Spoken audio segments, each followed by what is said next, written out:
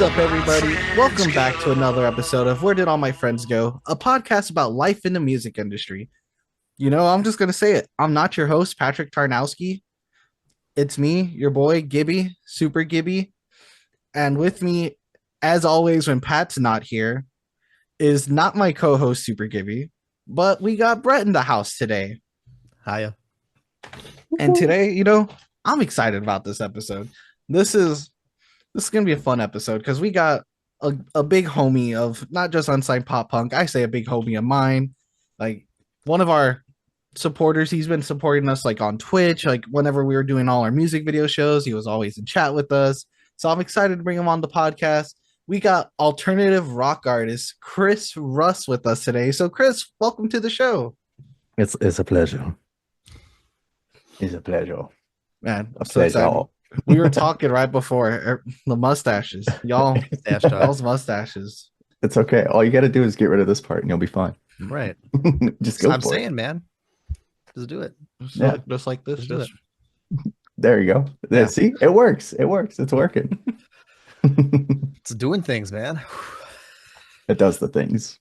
Y'all gonna talk me into shaving the whole beard. We'll do it after. We're not gonna stop either. Who knows? This may turn into me turning my phone into my webcam. We'll probably shave it live on the podcast. We'll see how this turns out. No one's telling you not to. True. Yeah, I think we're actually more influencing towards the towards the mustache. You're outnumbered. Yeah. So you released your latest EP, A Consequence to the Human Condition, back in August of 2024, and yes. I know I said earlier, like off podcast, that I Try is like one of my favorite songs from you, but one of the singles on it was Choke, and Choke is so good. Thank you. Thank you. Tell us a bit about the album.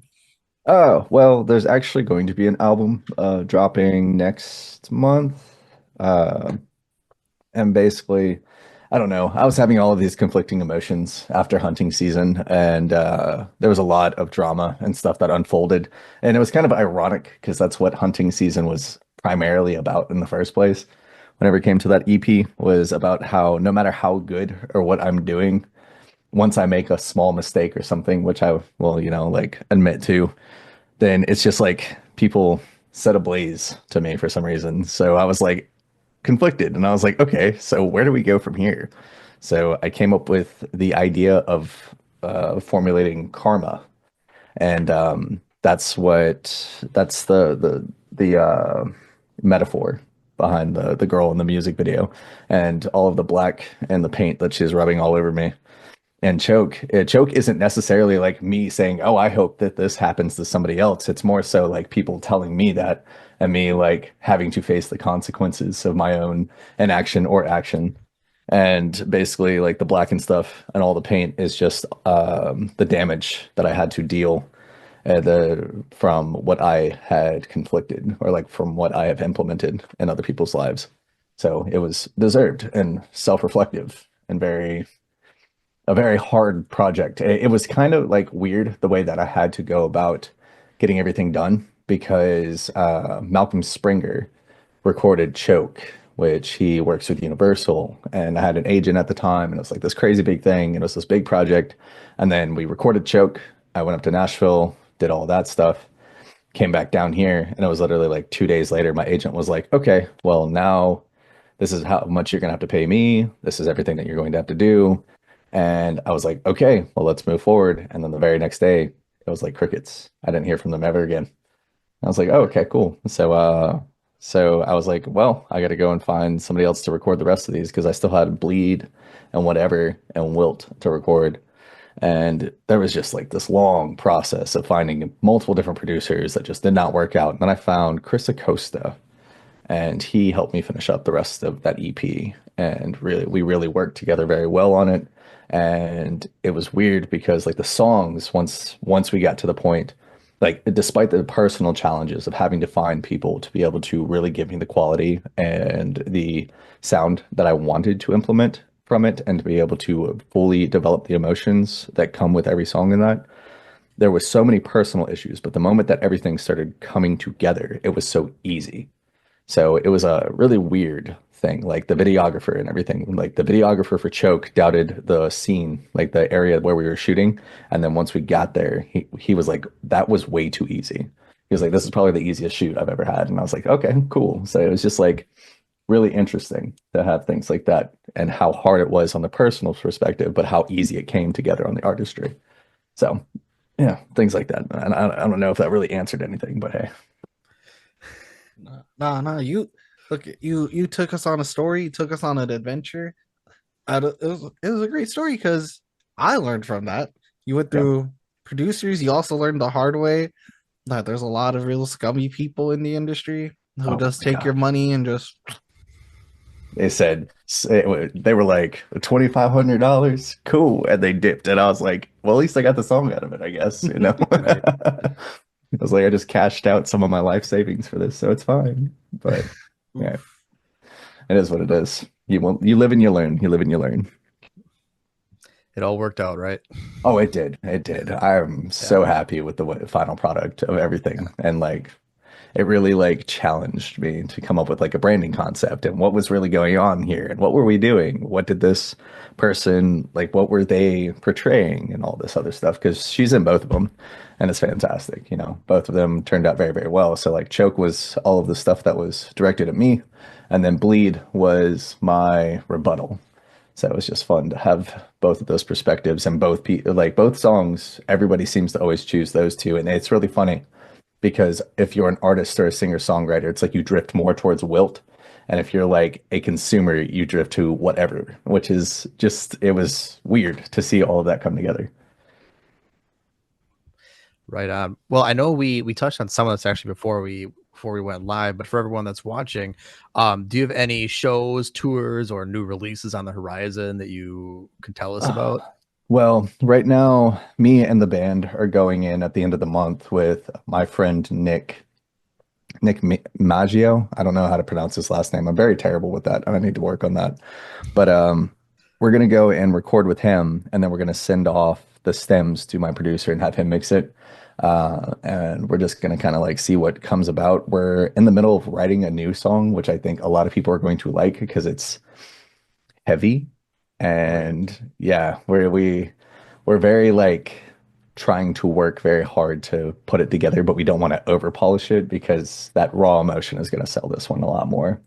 But yeah, no, there's an album that drops next month, towards the end of February, and then after that, I'm probably going to take like a little 3 month hiatus and just kind of push that for a little bit. Get ready for I'm talking to my manager about setting a tour and everything in like early August, and probably doing like a to California run and then back to New Orleans.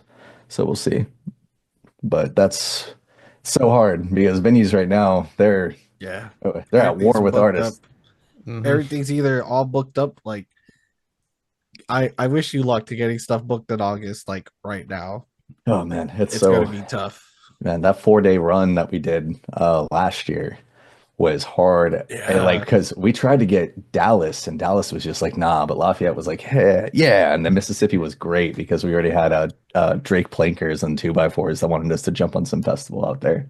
So everything kind of came together for that too, which was great but it was funny because in Austin, we opened for a bunch of like really heavy punk bands, and they were like, those were some of the greatest songs we've ever heard. Not tooting my horn, their words, not mine. And it was just really funny to watch like all these people with like freaking what are you Liberty spikes and everything Liberty just be like, yeah, they're like, man, that was so cool. And I was like, thanks guys, like that makes me feel so welcomed, you know. So it's just funny to watch the diversity of fan base because you'll have like my little niece and her little friends that are like, oh my gosh, we love the music, and I'm like, thanks children. And then you have like freaking middle-aged punks like myself just being like, that was awesome, and I'm like, shoot, well, thanks. one of my friends' like nephew used to think I was a super famous musician because my old band used to tour all the time. Mhm. So they would always like see me like packing up for tour, and they'd be like, "Oh, where are you going?" I'm like, "Oh, I'm gonna be traveling with my band playing shows." So like, wow. And then they would go tell all their friends about it and stuff. Or whenever like we would go to like because like I love their little nephew. He's like so cool. But I would always like be invited to like cookouts or like barbecues or something, and he'll always just be like, "Oh, that's your famous friend." I'll be like, "Oh, kid, I wish." Oh man. Yeah, yeah. It's uh I don't know if fame is necessarily the goal, but just, showing people the artistry on my end. But it is funny whenever they perceive it as that time. Like since we're always doing something or we're on stages and stuff, they're like, "Oh my gosh, look at him go." It's It's like, like oh the coolest thing, and I wish I could have like that mindset again for when I yeah. was younger. Oh man, same. Because now you think about like the people we saw, and is it like were they really famous or did they just get in front of enough people for a little while, you know? And it's just a funny thing to witness. Yeah, yeah. The growing up part and choosing to be a musician. If I could go and tell 12-year-old me again, he'd probably still argue with me and I'd still end up in the same boat. So, I always tell people I picked like the three worst hobbies: music, photography, and streaming. oh man, The three those are most top, expensive things Doozy. I could do in my life. and you're And doing great, man. You're doing great. and most of them don't pay me back enough ever. I You know feel what would that. pay though? If you got a mustache. Ah, oh, full circle moment. Let's go. Let's go. Brett coming in with the one-liners. He's like, I'm getting this. Cheers to I that saw an one. opportunity. That was uh, amazing. but Uh, speaking of Twitch, we that's where our friendship started. Like it did. you were on our music video show, then we did our top 10 video countdown, and I Try was like the song that we featured probably the most out of like all the other songs that were like I do appreciate on our that. rotations. Yeah, no, that one stayed up there for a good bit, and I was very surprised. Like, after it fell off, friends of mine actually threw like a little like, "Congratulations, you failed" party, and it was kind of funny. And I was like, because it was like more of like a joke, and I was like, thanks. But Which, yeah, I know, like you were like consistently in the top 10 for a good few weeks. yeah, dog, that was kind of crazy. I was like, what? This can't be real life, man. Like, it's weird whenever it's imposter syndrome, I feel like. Whenever it's happening to you, it's just kind of like no matter how small the win is, it's just kind of hard to believe. No, Like we did a show at this place called the Holy Diver, which we're trying to book again in August with Phantom Limbs. Oh, actually, I don't know if I'm supposed to be talking about that, but hey, it's out there hey, now. just let me know. Um, I can edit it out later. yeah, it's fine. Just bleep their name out, I Just guess. I don't whoop, know. whoop. People are gonna think you said something really out of line if we do that. No, you're Yeah, right. You know what? we don't Keep it, censor a keep lot of things. So if you can censor, people are gonna be like, "What did he say?" it. What did he say? Uh, Canceled. No, I'm kidding. Where was I? But yeah, we were playing a show at the Holy Diver back in December. And at the last chorus of Choke, I held the microphone to the crowd, not expecting anything. I've done it before, and it's like one person singing something. The entire room is screaming the last chorus, and I'm like for like I looked at my guitarist and I was like, what the frick? And he just looks at me and he's like, whoa. And I was like, that was crazy. Like the whole place was just going nuts. And I was like, okay, that's that's imposter syndrome like crazy right now. Cause I could not talk to anybody for the rest of the night. I was like, there's no way I exist right now. Yeah, no, it went to your head. You big leagued everybody instantly. You were don't talk to me. Uh, Y'all can sing the songs, but don't talk to me.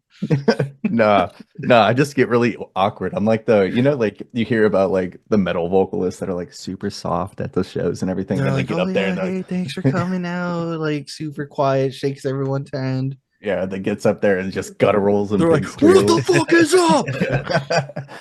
Break the fucking roof off. And yeah, that's kind of like how I am at shows. And some people think it's me just being like, I'm just very socially awkward. It's really weird. You get me in front of a camera, I know what to do, but you get me in private, I'm kind of like weird. What Just that happened? little ooh, hi, how are you doing? Yeah, Thanks for ooh, coming. yeah, exactly. It's like, thanks, guys. Here's our merch. You can buy it if you want. If you don't, here's a free shirt. Like, Don't want a leave. guitar? Here you You go. can You have can that have too. this. yeah, it's just, it's like, here you go. And then eventually I'll get like a Cash App notification that they got from somebody else, from someone else that knew somebody else that was like, oh, here's his Cash App. And then, they send it to me and I'm like, okay, cool. But I don't know. It's weird. It's weird. Especially like Oh man, the last year has been wild because I wasn't expecting to get a band together as fast as I did, which I did. Wasn't expecting a consequence to the human condition. There was no money towards promotion on that, and it's almost up to like 10,000 streams over the last like couple months, which is like amazing. It's just Oh, that like is amazing. it's just crazy to watch little things like that happen. And like I see bands and friends around me that are starting to do the same thing, that are starting to have like this growth, and it's starting to see like the talented individuals that deserve it are really starting to like hone in on their craft. And it just sucks because we're about to lose TikTok and everything, which is like a huge one for a lot of the people that Yeah. are making it right now. So, and there's a bunch of crazy shit going on in the world, and like it's just it's this duality because it's like, do I stop or do I just pay respects as I'm like going on, So I found that there's like a median of just like acknowledging that there are things happening that are out of my control, but also at the same time, like I can't stop and I have to keep going because there has to be like I have to be the hope on top of the awareness, I guess. Not in Yeah. like a self-titled whatever or It's whatever. like it's like out of respect, like I get it. Like, and Hmm. I mean this respectfully. Like there's a lot going on in the world right now, but it doesn't mean like our world doesn't stop. Yeah, Like like us right. personally, we got lots to do still. Like Brett goes to band practice after this. Hmm. You got releases coming up that you got to start promoting. Hmm. Like I get Exactly. it, and like, but the most we could do is just really just spread word. Hmm. Like be like, make sure like we do our part to be like, hey, this is going on. Hmm. But, Exactly. but we can't like because I've seen a lot of people kind of be like, bro, now's not the time to like share your new music and stuff. And I'm like, well, no, because you got like you kind Yeah. of got to still Yeah. like And I in all, understand like taking like a couple days off to not like promote, but at the end of the day, you still gotta promote your stuff. yeah, yeah, and like it's not even just like it's not out of disrespect. It's more so like if you're promoting something and there are people involved in a situation, you might just like you might be that single person that's actually getting these people that are actually in the hole out of the hole. Yeah. And who like if I stop doing what I'm doing, then that person never gets like it's not my job to save people, yes, but like it's what we do that helps. Like look at our heroes. We were going through some of the worst times of our lives. Mhm. And like My Chemical Romance and like From First to Last and Attack, like all of us were listening to stuff like that and it was pulling us out. So Mhm. we can be that hope.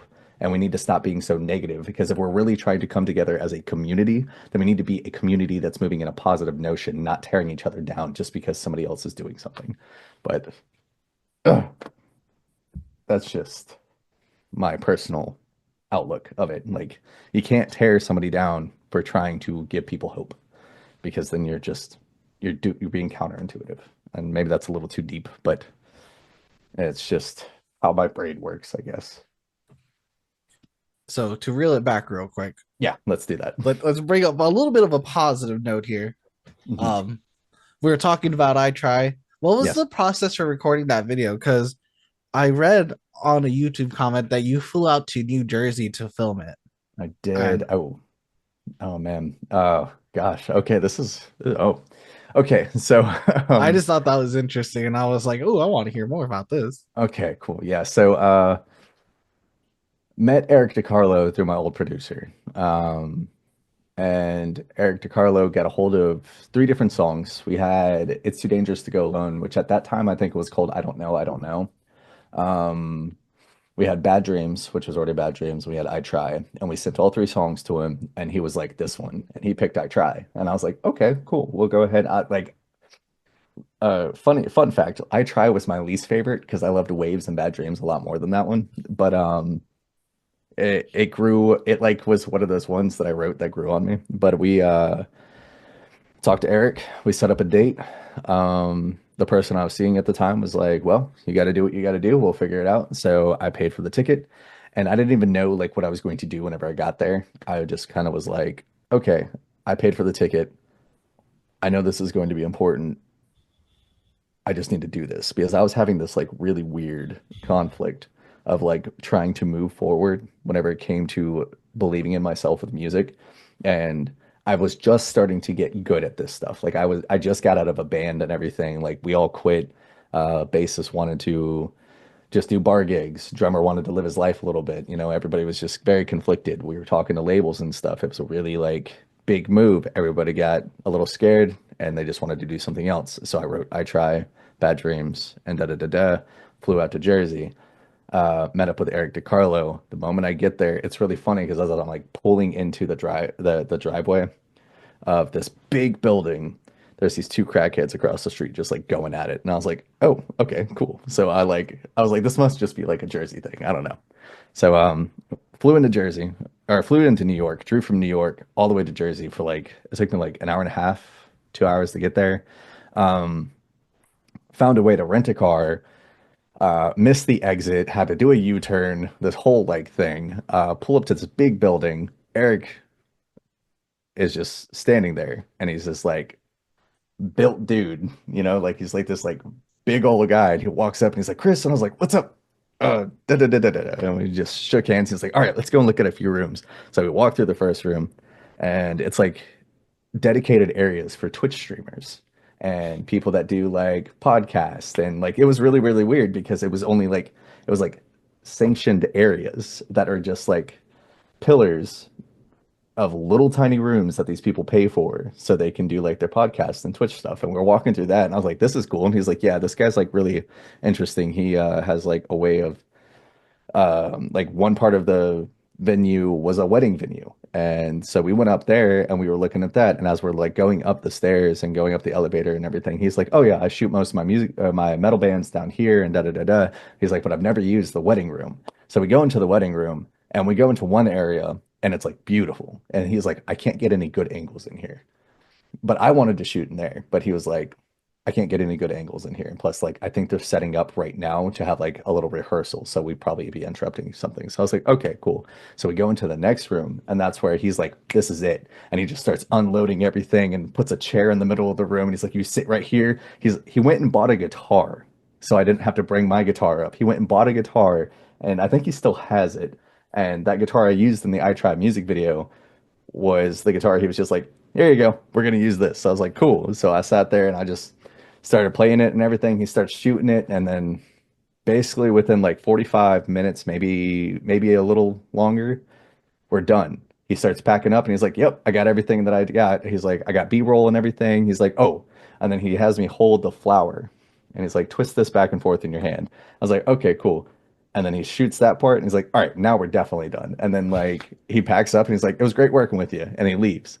I was like, that was so fast. So cool. So got in the car, drove to the hotel, drove back to the airport, got on the flight.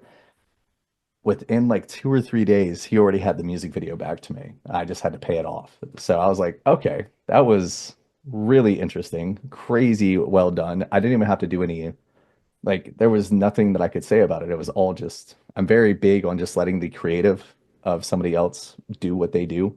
And if something's not aligning, you know, then I just talk to them. But it's very rare that I have to be giving constructive criticism or anything whenever it comes to people I work with. And I think that's been a very lucky thing because I'm not too picky and I like watching other people's brains and creativity come from what I'm already doing. So yeah, that it was a tedious and fun and uncomfortable and just fun. Nice little thing. Excellent. That's like, and that's such a cool story too, because like when I think of video shoots, I'm like, oh no, this is gonna be all day and all the B-roll we're gonna do. It's gonna be like at least an 8 or 9 hour commitment. The fact Hmm. that you said it was like less than an hour Hmm. amazes me. Yeah, my boy like was like da da da da da da da, and it like it was just whenever we're shooting the video that we had to redo that a few times because at one point I was a little off and he was like, nope, do it again. And I was like, it was a very what is that movie? Whiplash moment kind of. Cause like I start playing it and then he was like, there we go. Yeah. And he starts like yelling and he's like, and I wasn't opening my mouth wide enough. So he was like, open your fucking mouth. And I was like, okay. So he's like yelling at me while I'm like doing it. And it's just fun to watch. Like, you know, whenever somebody's got something special, you know what I mean? Like they get that vision, and it's really weird to come across those types of individuals because they operate a lot different than somebody that takes, like sometimes taking your time is required. Sometimes some people just have it, and it's really weird to watch. Like I've always wanted to hold myself to that type of standard, and it's just a hard place to compete with because eventually you get old and start getting tired of everything. So it was crazy. The guy's a monster, a beast. It's so funny that you say like open your mouth more, because that's one thing I learned is you gotta like overdo it when you're Mhm. filming a music video or something. Right. Oh, Like very I'm exaggerated. not, I play like this. I was like they're like, no, like strum it. I was like, okay. They're like, don't care if you mess up. Like it's a video. Right. We're throwing Yeah, the audio over. Just What if play. it's the wrong note? yeah. Yeah, Kevin, the guy that shoots my videos nowadays, he goes by Opus Mercury, and he's kind of the same way. He's very funny though because he's a little bit more like chill with it, and he'll just be like he'll be like over exaggerate it. Like he'll get done with the shoot, and he'll be like, "Let's do it again, over exaggerate it," and then you just know what to do. It's really weird, really really funny, fun little world to be in whenever it comes to being a creative that's like trying to do what we do. Absolutely. Um, so you released your first single, "Don't Mind Me," back in 2019. How would you say your music has changed since then?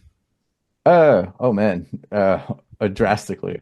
I found what I was trying to do, and as it evolves, it becomes like this weird medley of everything I like to do, which I love hip hop, I love metal, and I love acoustic music. So whenever "Don't Mind Me" was kind of a thing, that's the only beat that I actually have never that I didn't write, and I just bought it off of a friend of mine because he just gave me this entire catalog and he's like, just choose one. And I was like, all right, cool. So I chose "Don't Mind Me," which at that point I think it was just called whatever the tuning is or the key Mhm. of it is, which is like B sharp something Right. or B major or whatever. And so we chose that one. And it didn't sound like the way that we reconstructed that one. It didn't sound anything like how it did. And it's weird because like whenever as my music develops, it becomes easier, but I've to like write to it. So whenever I know I'm onto something, it just kind of naturally comes. And "Don't Mind Me" was kind of an experimental phase with Kris Russ because I was still in a we call it was a soul punk band called the Hail Mercy, and we were still doing stuff. Like I just got done writing like a bunch of math rock stuff, and we were going to release that, but we never got to finishing up those recordings or anything. And so "Don't Mind Me" was kind of happening in the background of all of that. So I was like, I kind of want to do a Joji Little Peep thing. Let's see if we can do that. So I bought this sad little beat off of somebody and was like, I'm just gonna go ahead and sing whatever I want over it. So I started thinking about drugs. And I was like, you know what? This would be perfect for this song. And then I think I did like 3 takes on the vocals and that was it. And then it was done. And then over time, I just discovered more artists that I was like, well, I like what they're doing. And I've been trying to do that. So why don't I just stick to my roots? And so I started going back into the acoustic realm because there is acoustic guitar and "Don't Mind Me," but whenever we play it, we just backtrack the beat and then we just have everybody layer stuff over the top of it.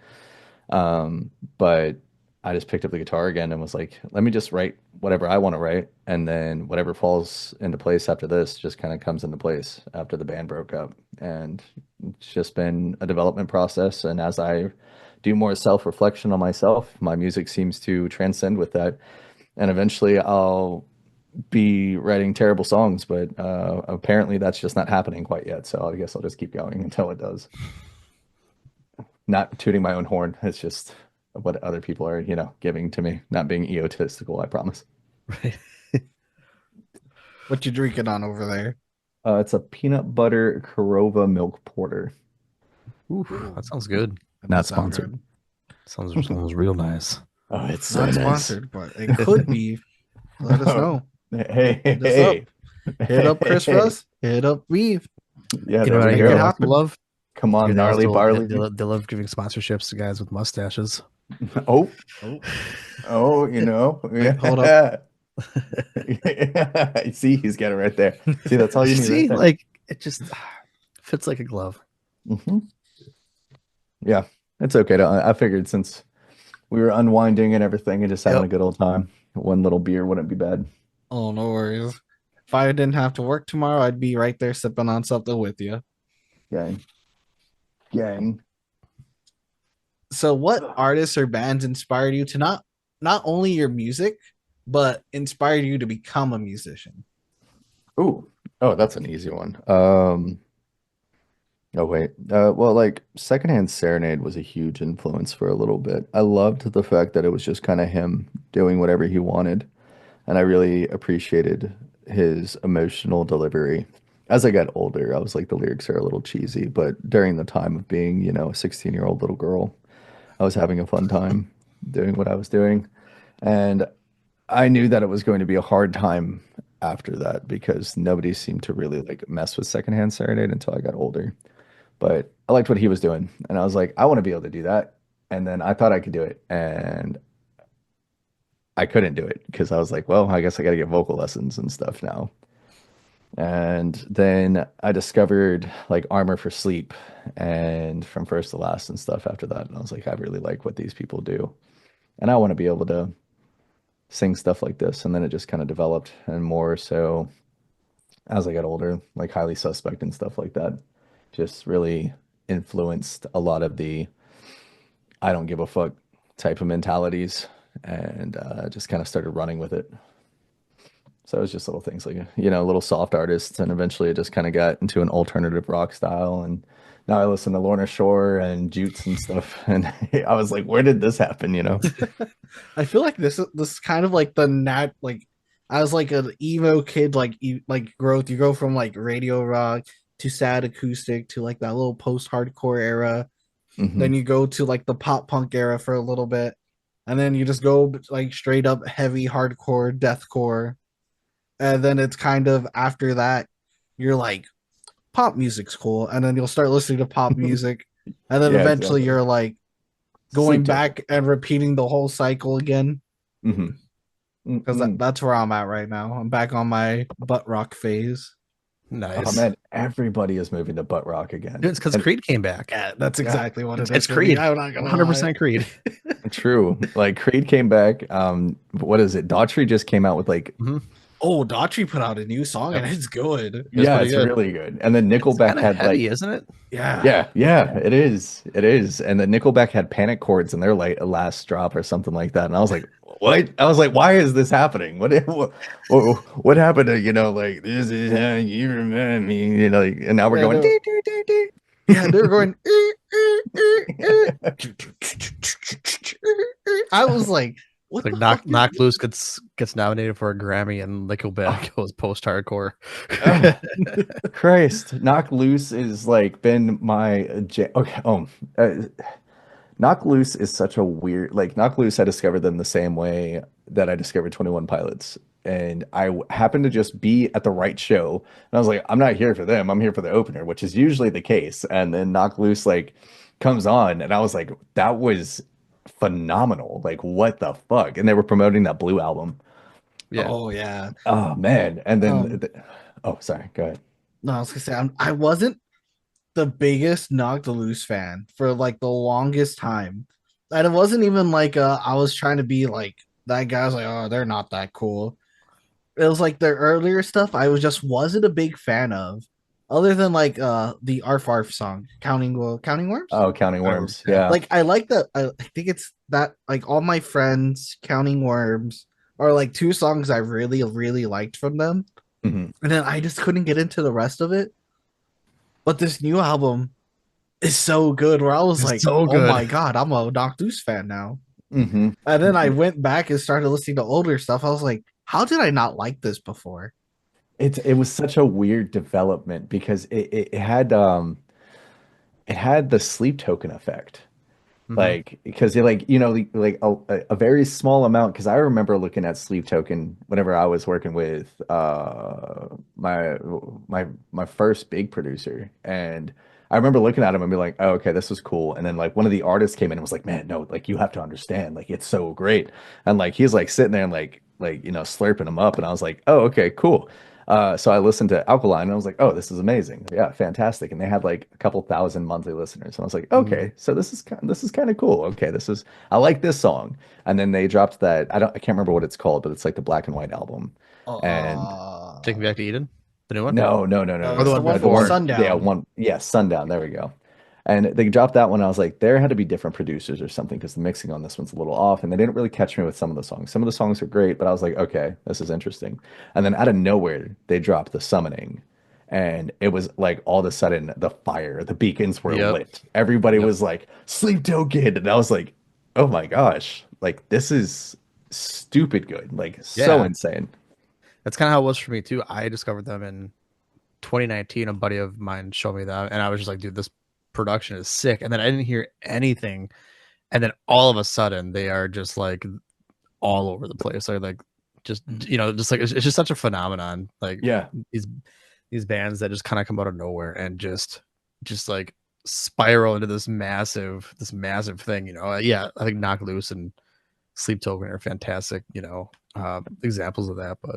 I Yeah. really kicked myself. I could have seen Sleep Token open up for issues like a few years back, and I did not go to the show for some reason. And now that like I'm as into Sleep Token as I am now, I was like, damn, that would have been so cool to see them back then. Yeah, no, they I mean it probably wouldn't have been the same experience though. Like they're like big time now. Stadium shows, big Yeah. productions, big light shows and everything. Oh, weird little like went and saw Dayseeker a couple months ago. Phenomenal. Nice. Oh, Abs. Dayseeker's just so sick. Those guys are Ooh. fantastic. Oh my gosh, I cannot like Rory. Fun fact, way back in the day, or at least like I can't like prove it, but way back in the day, whenever I was in high school, there was a guy that took over for my spot in a band called For the Willing. They changed their name after like I dropped off of them, I but thought you were about to say they changed their name to Dayseeker. no. There was a kid that took over that spot with another vocalist, and his name was Rory. And I was like, I wonder, because I lived in San Diego at the time, and he was a Ooh. younger kid. So I was like, I wonder if there's like a little invisible string right there, All which right, could have possibly Rory, I happened. need you to answer this for us because we need to know now. Come on, Right. homie. I know you Yeah. listen to this podcast. I know you listen Oh. every week Yep. for like the Rory name drop. There it is. Let us know let us know if it's So, true. Rory just oh, keeps watching because he's waiting for you to get the mustache. Oh, that's oh, true. Yeah, He's that's waiting I'm for the done with the mustache now. yeah. But that was back in my San Diego days. So I wonder, and I gave up music for a little while for a girl, which I never should have done. It's a terrible idea on my end because I don't know, I could have done a lot more. no, it's the best idea because then you come back extra sad and extra pissed. Right. I did. And really Because the you best music gave of your up what life. you love, then you lost what you love, and now you're back to Gang. what you love. Boom. Yeah, exactly. The full circle. The full circle. Yeah, no. It's been a fun little ride. This has been a crazy time. Music is such an interesting retrospect of everything. Uh, I found a tweet recently that I put out like a long time ago. And it was like before my current relationship, but mhm. there was like a solid like 2-3 years in between like who I'm dating now and who I was dating before.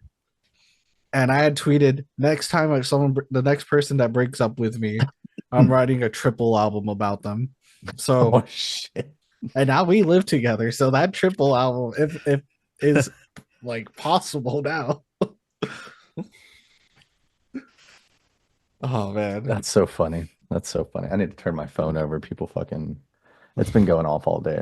Oh, I see it. I see my phone's like always right here. I'm like, nope, nope. Yeah, mine's Nope. on So mine's on do not disturb mode. we have one more question before we take a quick break. If you could give our listeners a piece of advice that you know now that you wish you knew when you were first starting your journey, what would it be? Hmm. Take the risk. That's probably the only thing that I wish I would have done a little more of because I think I'd be way more ahead. Because I always held myself back for the longest time because I was like, well, I can't invest $200 in this. I can't put $1,000 towards that. I can't sit here and find somebody that knows what they're doing production wise and invest in myself. Take the risk, and less is more. There you go. Those two are the best ones that I come to all the time. You know what's funny? I hear the $1,000, I hear $200. I'm like, that's not too bad. No, it's not. I know, It's like not. I love I always say this. I love talking to my normie friends about music because they'll be like, "Oh, how's your band going?" I'm like, "Oh, good. We're about like halfway done with the album. We still about like 2,700." And they'll be like, "Yo, how much?" I'm like, "Yeah, we're about halfway done. We're doing pretty good." They're like, "What the fuck?" I'm like, "Yeah, go Yeah, listen to my album, bitch. It's so expensive. yeah. Music ain't cheap." Yeah, people think that we're just doing this in a garage, that somebody's like, "Oh Right. yeah, I've got this equipment." And then they realize that, hey, like I put 10 grand into this album. Go have fun with it. Well, man. But with that being said, we're gonna take a quick break. I will see you guys in a bit. Today's episode is sponsored by Chattanooga Beard Company. Are you looking for a quality company to help sexify your beard? Turn it up to 11? Take it to a whole new level? I have tried lots of other products over the many years it's taken to grow these luscious face locks. And then I tried Chattanooga Beard Company, and I kid you not, it changed my beard's life. Their products are made from quality ingredients like sweet almond oil, jojoba oil, coconut oil, beeswax, lanolin, and shea butter. I have at home their shampoo and their conditioner, 2 different scented beard balms, 1838, which is wood, amber, and grapefruit, and churchwarden, which is pipe tobacco and wild cherries, and freedom. I also have 2 of their beard oils, Clean Slate, which is bergamot and lime, and Iron Forged, which smells like coffee and chocolate, and you just want to eat it. My wife loves the smell of their Clean Slate oil. It's been a game changer. You don't have to take my word for it, because who am I other than the lovely looking man with this lovely looking beard? Try it for yourself. Just go to www.chattanoogabeard.co and snag any of these products or one of their other many scents and styles. And as a bonus, if you use our code Unsigned Pop Punk at checkout, you're going to get 15% off your order. So if you love your beard, or you love someone with a beard, try out Chattanooga Beard Company. You won't be mad you did. All right, you guys, and we're back. Thanks so much for sticking around. We're going to be hopping into our Food for Thought segment where we talk about everyone's favorite subject matter, food. I'm just going to get us started on this. Kris, what is your go-to Taco Bell order? Oh, ooh, whatever is in those little boxes, those like $5 boxes or $10 boxes they got. If they whatever they have in that, but whenever they had, what was it, the grilled cheese burrito Oh, or those are something? so Mhm. good. Oh, I was there. Like my stomach probably was tired of me because I was there almost every other day. I was like, I need one of these like now. Like that's definitely but those $5 boxes, anything, I will slam that fast with a Baja Blast or Yeah, a Diet Pepsi. has to be Baja Blast, Yeah, right? Baja Like, it has Blast to be. always. But did you see the Taco Bell does chicken nuggets now? Oh Yeah. yes. Yeah. Apparently they have like 36 grams of protein in them, and people are like, "What?" Yeah, like in like the small packs. Like, a bunch of weightlifters were talking about it. I was like, "There I ain't was no gonna way." say, like, I back in like November or so, I started weight training for like the first time in my life ever, and I actually just Nice. had those. I had the chicken nuggets, and they were fantastic. Let me Mhm. tell you. But I mean, man, that's like, it just so happens that my gym is directly across the street from Taco Bell too. Lucky That's you. not by accident. No, No, they knew what they were doing. they did. But I feel you. Those boxes though, like, man, they cram so much stuff in there, and it's such a steal. Like, it's Oh just yeah. like, It's like all this food with a drink for like $5 to $7 in this right, economy. Okay, yeah, right, let's go. right. Like, it's unheard of, especially in fast food nowadays. Like, Yeah. you know. Well, shout out to McDonald's. They brought back they didn't bring back the dollar menu, but they're doing this thing they call like the McValue, where it's like a buy one get one $1. Mhm. I'm getting my gangbangs for like $3 now. Nice. Nice. See, I didn't know that McDonald's took away their dollar menu. I try to stay away from McDonald's as much as possible, but I didn't know until I was driving around with a friend of mine, and he was like, "Yeah, McDonald's took away the dollar menu like aeons ago." And I was like, "When? When did this happen? What crimes?" That's But a no, war now they crime. do like it's like you could do like buy one get one $1 for breakfast sandwiches, or like, and if it's lunchtime, it's like the double cheeseburger, the McChicken, and I think some nuggets and a small fry or some fries. I don't know what size. They learned their lesson. But yeah, this I get 2 double cheeseburgers, 2 McChickens, just got my McGangbang right there, ready to go. Bam. He's like, "Yeah, let's go. That's Let's funny. get I could this." give you say McGangbang one more time. Yes, McGangbang. Brett, I'm telling you, a McGangbang is actually a real thing. I don't Is know if it? you, yeah. No, I have no idea what this is. So if you Google McGangbang, it will tell you what it is. It is Googling. basically what you do is this is how I make mine. Okay. You get your double cheeseburger, right?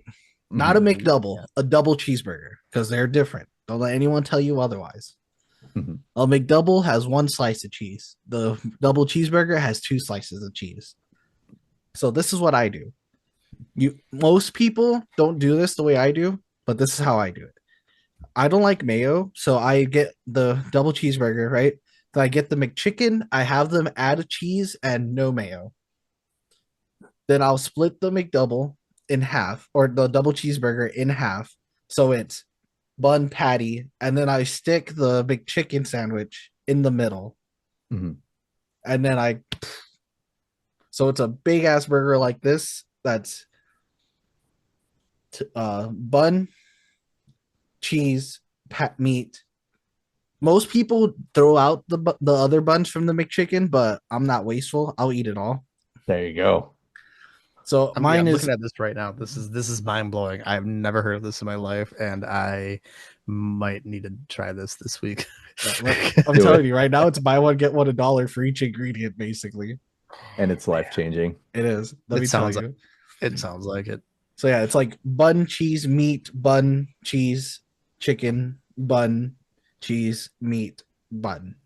You've done this a few times before, haven't you? Oh, like just the way you Yeah. just rattled it all off. It's like this is like permanently like tattooed in your memory. Oh yeah, no. I've been doing this since like high school. I love that. And then you Yeah. just squish it down and just you have to like dislocate your jaw sometimes to get that full bite in, Yeah, but that's it's okay. worth it. Yeah, I was gonna say it sounds like it's absolutely worth it. That's Usually I awesome. try to squish it down as much as I could. I can just try to get it there so I don't have to dislocate the jaw, but it happens. Hey, it's just worth it sometimes, just a big old Yeah, and then that's not including there's like the lettuce in there from the McChicken. Like I said, I just don't do mayo because I don't like mayo. But you could Right. add mayo if you wanted. There you go. Hot sauce is my go-to. Mustard and hot sauce. Those are my two like great condiments. I love that stuff. Oh wait, Brett, you're in Wisconsin, so no wait, you have McChickens there. You don't have hot and spicies there. Oh no. No, yeah, you don't have hot and spicies. Wait, why what's- don't they have hot yeah. and spicies in Wisconsin? I don't know. I'll tell you, I was very disappointed when I was like, a McChicken? What the fuck is this? Wow, When I that's moved wild. there. So hot and spicy is just a McChicken, but it's with a kind of spicy chicken patty. We had that at one point here, ages ago. I do remember like we did have a spicy. It was just a spicy McChicken is what it was called. Yeah, these were called hot and spicies. I see that. Too much seasoning for Wisconsin, I guess. Yeah, no kidding. Probably. See, I love hot. I love spicy, but like I'm kind of a minority here with that. Like everywhere, I mean, it's Wisconsin. It's cheese curds, like Oh yeah, love our cheese, love our beer. cheese curds and beer though. That's an underrated snack. A hearty combination. Yeah, Really warms the soul. really, it really puts the meat on your bones. Right. All right. So you just opened up for secondhand serenade, right? killed it. You guys are best friends now. Y'all were hanging out backstage after the show. Y'all were chatting it up. And he's like, yo, Kris, I want to go out to eat with you. Where are you taking him? To your favorite local place. My favorite local place here. Yeah, he wants Oh. you to pick where y'all go to eat after the show. See, it used to be Gus's Chicken, but recently, hold on, let me think. Let me think, because it's really hard to choose in New Orleans. And oh Yeah. my gosh, like there's That's so a much. good problem to have. Oh, it's stupid. Like if oh man, I'll get to that story in a second. Let me answer this question first. Whew, man, let me think. You know what? I'm taking him. If I want to make an impression and just do some finger foods, we're going to Cure, which is a nice little like uh dim lit speakeasy type vibe where it's more hors d'oeuvres and drinks. But if I want a meal, mm, hold on, because I know it's sitting in the back of my head, just chilling there. Hold on, I'm searching. Not Curetta's. Curetta's is a very good Mexican spot, though. Fantastic Mexican food there. It's the best I've had since I've left San Diego. Um, Okay, so I'm not crazy. You were based in California before this. oh yes, yes, I was. Yes, I Yeah, I was. was like New Orleans. I swear he was in California. Yeah, no, I was in California for a good bit. Hold on. I got it. I know it's. Ooh, I don't know that it's like Marietta's, but it's like this little mom and pop shop right next to this Walgreens in South Claiborne, and I'm always there, either getting some breakfast because they make the best breakfast brunch style things, and they make amazing mimosas, and they have like this watermelon mimosa that people would probably like kill for in Ooh. third world countries. Um, yeah, no, that's like that's where I would go right there. Bam. And if it's a late night spot, because they do have late night spots, it's probably like one of those daiquiri shops down there, down in New Orleans. They have a bunch of new stuff that just opened up too. So I gotta go and like spend some money on some food for a good bit. But oh man, last year I was working two jobs for like 18 hours a day for like 9 months straight, but I was making an insane amount of money. That's actually what funded the entire consequence of the human condition. But every other night, me and my lady were going out to different restaurants and just like trying new things because she's never tried a bunch of like crazy food. So I was like, let's Right. just go out and have a good old time. And that's where I discovered Cure at. And I love that place, man. That place is so good. So yeah. Yeah, yeah, no, Cure would probably be the main one to go to. That place is open late. It's got some good drinks. It's got some really interesting foods. They've got a black truffle butter popcorn as an appetizer, and it's stupid good for no reason. I'm like, what the hell? Why are you guys so good on little foods that I just want to keep on ordering over and over again? All right. So you would you say you kind of know some good food in New Orleans then? Oh man, I know a lot of I All know a right, lot of really good. good food down here. Because we're gonna put you to the test here. Oh Christ. Me and All right. Brett have this website pulled up. Oh man. Oh no. It's 12 foods you must eat in New Orleans. We're gonna pick five. So me and him Okay. will probably just go back and forth. We're gonna pick five from this list. You're gonna power rank them 1 to 5. Okay, let's do it. And you can't change your rankings after you rank them. Big bet. All right, Brett, do you have one pulled up already? Yeah, just off the list you said, right? Yeah. All right. Yeah. So first one we got is po' boys. Okay. Po' boys. It depends on what type of po' boy. Because like your regular po' boy, you can basically it's just like a Subway sandwich. But if you get like a debris po' boy or something like that, which is like fries, gravy, ham, roast beef stuff on it like that, then yeah, I'm going with a strong three. A strong Okay. three on that Okay. for A sure. 3. Yeah. Let's see. Turtle soup. I've had two different types of turtle soups. It's kind of hard to come across down here, but whenever you come across somebody that knows how to make a good turtle soup, I'm definitely putting that in like number two. Like it's surprisingly really good. It just Yeah. sucks because I'm eating squirt over here. That's very ballsy of you to only have 1, 5, and 4 left. Yeah. Right. Okay. I feel like he already has in his mind what like number 1 is, and the other two will just kind of flutter in there. All right. Next up, we got oysters. Oysters being kind of like a thing. I'm gonna give them a 4, but there are really good places you can go and get oysters. You have this place called Seaworthy that a friend of mine took me to one time, where you can try oysters from all over the world though. So I can't really make oysters a New Orleans thing. A charbroiled oyster though will change your life on a good, like a bad day. I'm telling you that right now. Um, you can go to the Dragos downtown and you can just go sit at their oyster bar and literally they will just, you can order them by that, or you can get a Seaworthy and have like a really great experience because it's like $34 for the entire plate of like, I think it's like 10 to 12 oysters. But one of them tasted like bacon, which was like super weird because it was definitely a raw oyster, but I was like, why does it taste like bacon? This was so good. All right. Yeah. You said that one was at 4? Yep. All right. So you have the best or the worst now? Yep. Ooh, let's Boy. see. This man's taking some risks. With this list, there's you know what? Let's do this one. Jambalaya. 5. 5. Yeah. Ooh. Jambalaya is not so you have two different types. You have Creole and you have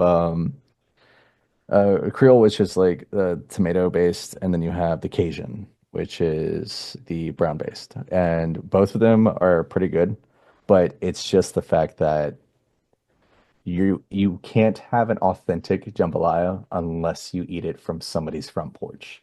And Fair. it's Fair. really, really hard to find a local down here that still does stuff like that. They used to have them everywhere, but as time progresses, more locals are starting to expand. So, and a lot of the ones you get downtown are just very like, Touristy there's, ones. yeah, the best one I had was whenever I worked at House of Blues, and that's kind of saying something, if that makes sense, Right. you know? All right, Brett, let them know what the best food in New Orleans is. Well, it's got to be gumbo, right? Oh yeah, gumbo is a fantastic one. There's so many Right. different types of ways to do it, but You if you can't. get, oh man. Yeah, if you're nicer than me, I would have found something I thought was the worst and then said that. No, gumbo is fantastic. Cold, hot, it doesn't matter what time of year. You find somebody that can make a good roux, you're going to Flavor Town for sure.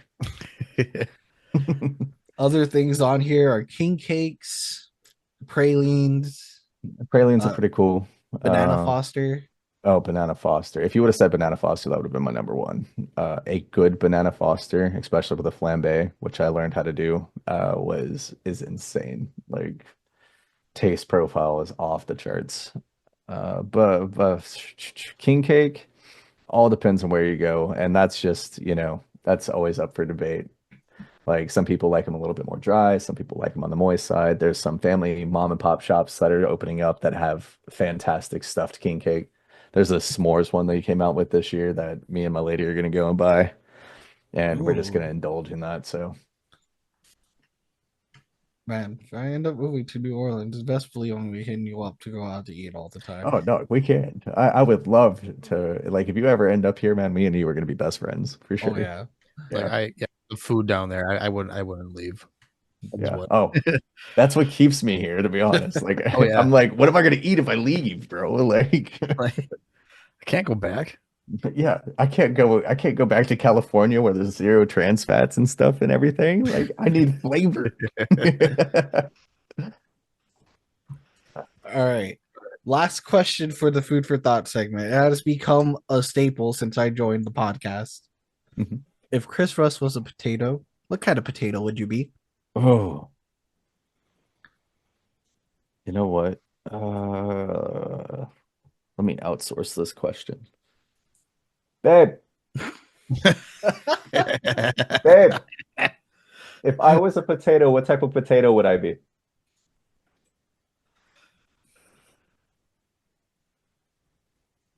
I think she's thinking.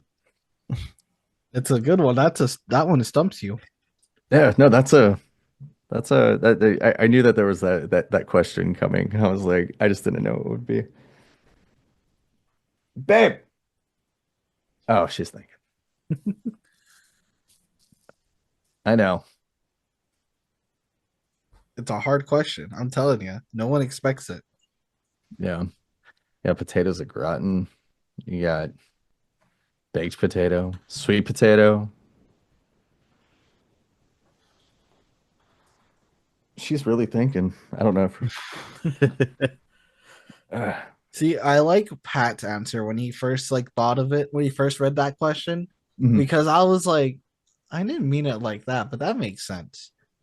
Pat said couch potato. Oh, that's a good answer though. I was Oh, like, that is a good answer. I kind of meant like potatoes, but that's a good answer. no, couch. Nobody's gonna be able to top that answer. That's Yeah, fantastic. no one has ever even said it. I feel like we've heard a lot of really different ones, but no one has said couch potato yet. Yeah, no, that's a good one. You got an answer? All right. What is it?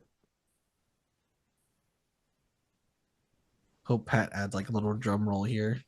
Right. I know. This is This is Expensive. suspenseful. the I anticipation. need this answer now. The We're anticipation not moving is on killing until we me. get this answer. Okay, a Vitalode. Oh, what? This, whatever this is, which I don't know. Is that like is that purple? Yeah, It's a purple potato. Purple tater? a Vitalode. It's also It's a called gourmet French variety of blue violet potato. Huh. I've never interesting. heard of this before. She's an expert on potatoes. That's like her favorite food. A potato expert. That's crazy. Yeah, no. She's like, if there's a different type of potato somewhere where we go to eat, she's like, I gotta try it. And I'm like, okay. Oh my god, this is so funny. So it says the French word vitellode derives from the Chiark French vit, meaning penis, Ah, yes. by analogy of the shape of the tuber. Guess she's calling me a dick. But apparently in modern French it's bite. Nice. But That doesn't apparently say it just anything. means penis. Big bet. I feel like Huh. she was waiting for that I've answer. learned something new. That's pretty cool. A purple Hell yeah. potato. I think that's gonna be the first and only time we probably hear this answer. Probably. But I love it. Let the potato experts be potato experts, I guess. I've never heard of that potato in my entire life. I am on the Wikipedia about it right now, reading about it. Apparently it's also called the Chinese truffle. Nice. Chinese truffle. Ooh.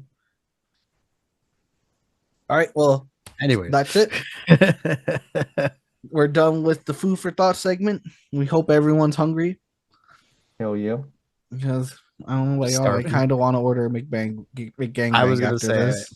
per usual, I forgot to eat dinner before the podcast. So here we are. Yeah.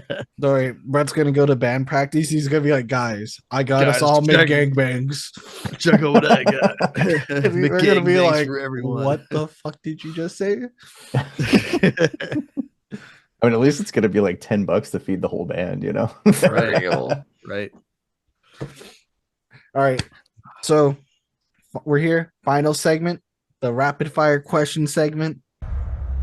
Friendships will be tested. Rapid fire questions. You're gonna speak from the heart, shoot from the hip, Let's go. Godzilla. whatever comes to mind first, even if it's nothing, even if it's neither of the options. I will not accept both, though. All right. Easy. All right, are you ready? No, but yes. Monster Energy or Rockstar? Oh, Rockstar. Pop punk or emo? Emo. Taylor Swift or John Mayer? Taylor Swift. Skinny jeans or baggy pants? Skinny jeans. Disney Plus or Netflix? Netflix. Stuffed crust or deep dish pizza? Ooh. Oh. Deep dish. Yeah, deep dish. I feel like this one's gonna be an easy one. Chuck Taylor's or Vans? Chuck Taylor's. Ooh, I thought you would have said Vans. Yeah, no, everybody thinks I'm gonna say Vans, but I love Chuck Taylor's. Okay, okay. Represent. The All American Rejects or the Offspring? Oh, The Offspring. Ooh, Hell yeah. ooh, that's. I would have thought you'd said All American Rejects. Nope. I knew it. I'm like, this guy listens to the Offspring. It's the Oh, yeah. mustache. No, I mean, but the lead singer of The Offspring is just insanely intelligent. That's just Yeah. yeah. He is. I don't know who told me. It might have been Brett, but someone told me he sounds like Weird Al, and I just can't hear. I can't unhear it now. It definitely wasn't me, but now I'm gonna hear that forever and always. I can't unhear it now. No.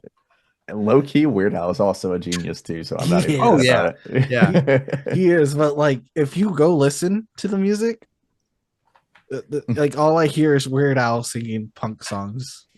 That's all. My entire perspective has been changed. But hey, still love him. Like I don't know who I thought it had to be Pat then, but one of them told me that, and it's just stuck with me since. And yeah, like Has I anyone can't ever unhear it. seen Weird Al and Dexter Holland in the same room together? You might be onto something there. To be fair, I'm sure it's probably happened on numerous occasions. I'm but looking for a photo right now. Nope, nothing. didn't he parody Offspring at some point? I think so. Yeah, I think so too. Pretty fly for a rabbi. That's Yeah. it. Yep. Yep. There it goes.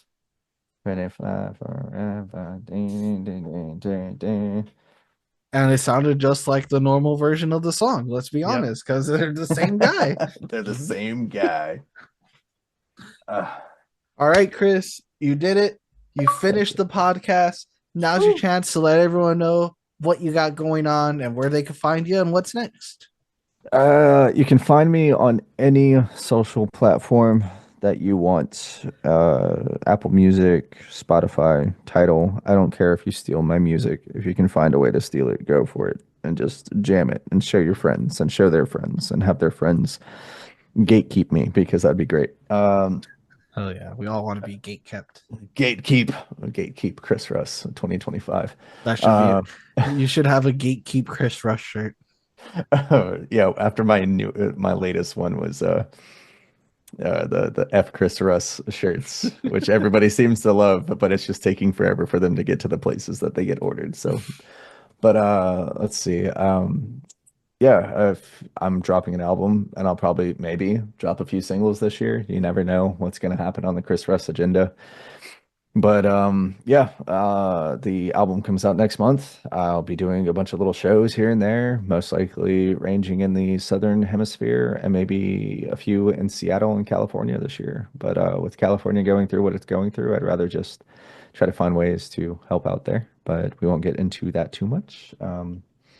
And studio at the end of the month, and the band's just gonna keep on keeping on, and I just hope the best for anybody that finds my stuff and listens to this podcast until the end. And I just want everybody to enjoy themselves, enjoy your life a little bit, be happy. That's it. You know, that's a beautiful way to end this. So that Okay. being said, I'm not Pat. That's not Gibby. This is Chris. Hi, I'm not Chris now.